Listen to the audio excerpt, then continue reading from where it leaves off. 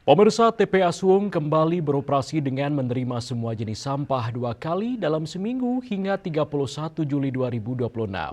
Hal ini disampaikan Ketua Forum Komunikasi Swaklola Sampah Bali, Iwayan Suwarte, usai berdialog dengan Gubernur Bali dan Wali Kota Denpasar dalam aksi damai di depan Kantor Pusat Pengendalian Lingkungan Hidup di Derenon.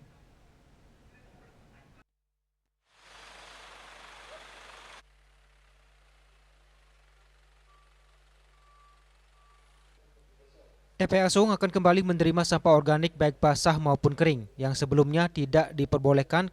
Kebijakan ini berlaku hingga 31 Juli 2026.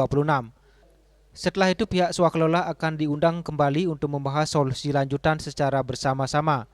Hal ini telah melalui pertemuan alot sekitar 2 jam di Pusat Pengendalian Lingkungan Hidup Bali Nusa Tenggara, Niti Mandala Renon siang tadi.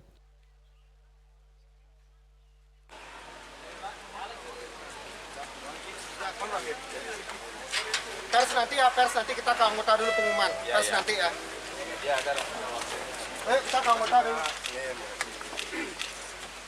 Hasilnya gimana, Pak? Harus semangat, Pak. Iya. Kenapa? Hasil dari rapat tadi itu ya memang agak alot sedikit ya.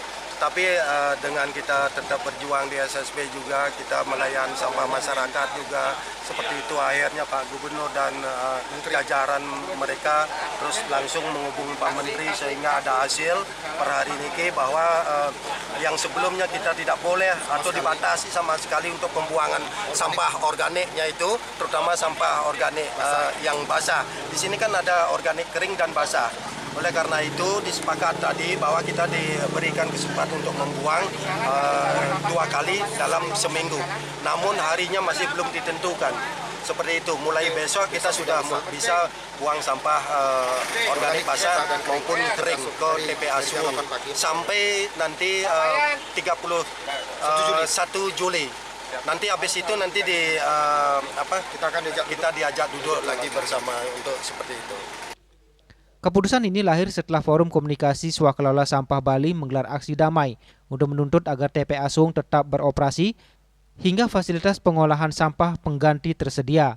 Aksi tersebut melibatkan ratusan truk berisi sampah milik para pengelola swaklola yang selama ini berperan mengangkut sampah dari rumah warga untuk kemudian dibawa ke TPA Suwung. Agus Sudiatmike dan Angkat Wirawan, Bali TV.